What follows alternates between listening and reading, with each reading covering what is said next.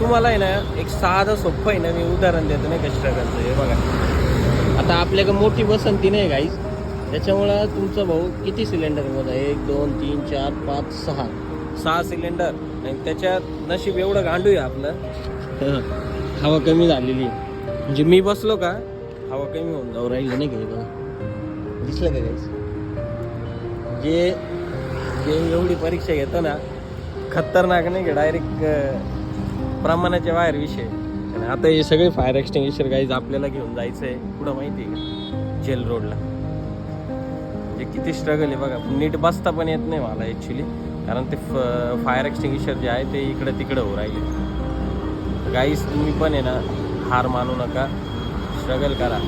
काही पण असो, आपल्याकडं मोठी गाडी असू द्या किंवा छोटी गाडी असू द्या, काम जर आलं ना तर जी गाडी असेल ती घेऊन निघायची. आता मला नीट बसता पण येत नाही बा, इथं आहे डायरेक्ट, इथं सिलेंडर आहे. असं बसल्यानंतर हे गुडघे इथं लावावं लागते म्हणजे जेणेकरून सिलेंडर पडला नाही पाहिजे. तर काहीच तुम्ही पण हार मानू नका, मी पण हार मानली नाही, कळालं का.